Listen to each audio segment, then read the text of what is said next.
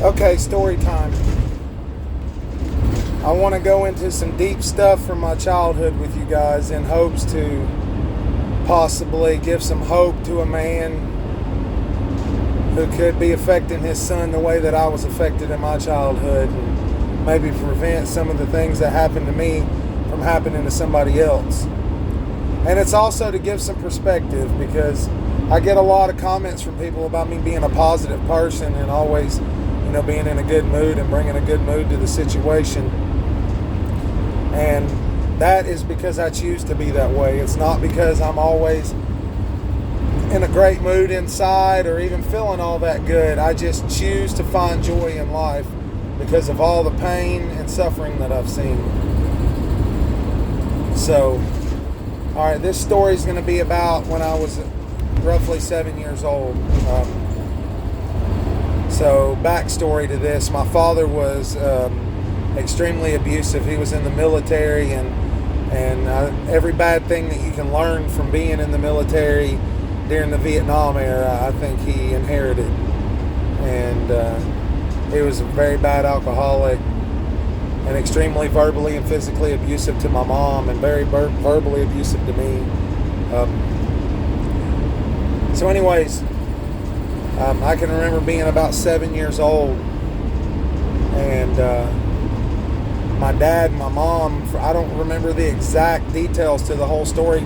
Being 7 years old, you remember significant things that happened, but not everything. So anyhow, I can remember my dad telling me that him and my mom were going to split up and they weren't going to be together anymore.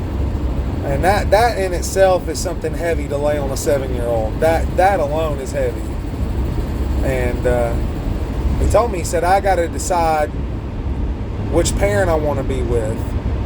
And I remember him talking to me and coercing me a lot, and I felt convinced and like convicted that if I should go with him, because I didn't want to leave him alone by himself. And it was like, I can remember him, like, it was almost like I think my mom was going to leave him or something along those lines to get away from him because of his problems, how crazy he was. And anyhow, I remember him convincing me, getting me mentally conditioned to, want to be on his side, because he was the good guy in all this. He was going to take care of me and be my dad and love me. A son wants his father's attention and acceptance. Well, anyways, I remember at some point during an argument with my mom and my dad, I think my dad may have even hid behind the door or something, and my mom come in the house, and my dad held my mom at gunpoint with a gun, a .357. He cocked it and held it to her head, and he put a knife in my hands and told me to go through the living room while my mom sat there and watched, basically telling her, that I'm not her son, that I'm his son, and that we're leaving her, and she's going to be by herself and all this and that, etc. I don't remember the full details of the whole situation, but I remember the feeling and the gist of it. And the hardest part for me to talk about this whole story is when he put that knife in my hands and sent me out to cut that furniture up in the living room. I almost did it with some excitement in my heart. It's like I felt like, oh, we're going to show her, like I was on his side, I was on his team, and I was going to help him do what needed to be done that day. And while he held my mom at gunpoint with a gun cocked to her head and her bawling her eyes out, he had me go through and cut all the furniture up in our living room. And I remember my mom begging him to shoot her because she was so broken and just destroyed, tired and fed up and ready to be done with everything. I just remember saying, shoot me, just kill me now, please, just shoot me. And I can't imagine the emotional effect I had on my own mom showing that lack of love for her. All because the person that I loved both of them. And I loved my dad And I wanted to be my dad's son. I wanted to be my daddy's boy. And you know what? I was my daddy's boy that day. And it hurts. It hurts to know that I was a part of inflicting pain on the woman that brought me into this world. The woman I cared, that I live for, and I die for too. I love my mama. And I know it's not my fault. And I know I was a kid and very impressionable, but it's hard to shake the feeling of thinking that you inflicted pain on your own mother for no reason at all other than to just do it to hurt her. And the reason why I tell that story is because if there's a father out there that is going through something like that, don't do that to your son.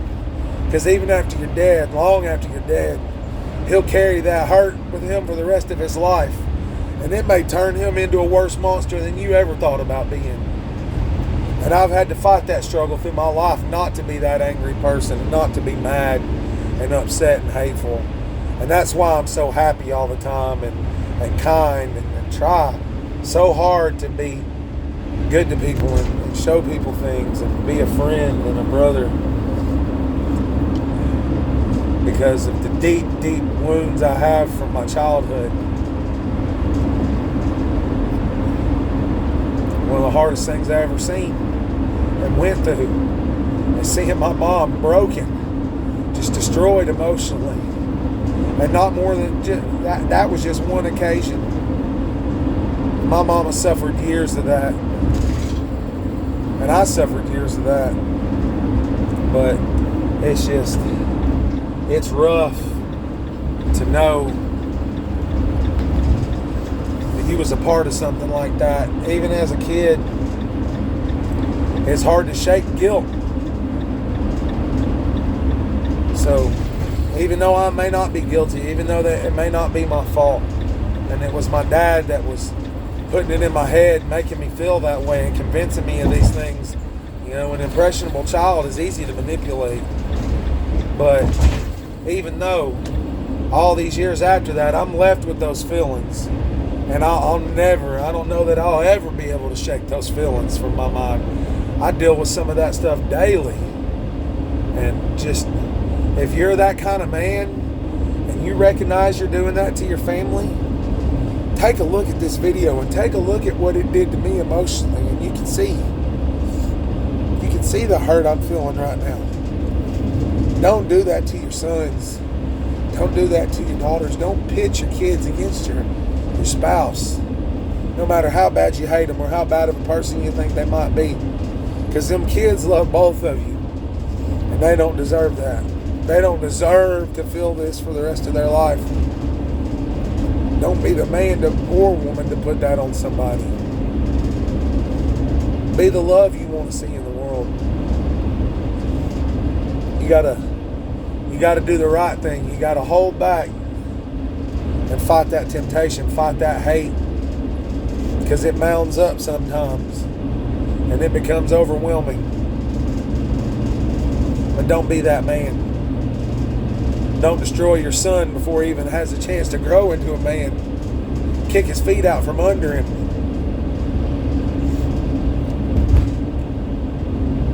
But that's all I got for now. I hope this story blesses y'all and can bring some some understanding of why I'm the way I am, and maybe even help you a little bit if you're struggling. I love you all, and just keep your head up, keep fighting, because there ain't nothing too bad to stop you from fighting. Everybody's got a sad story, and everybody's got hurt. It's what you choose to do with it that defines you. Remember that.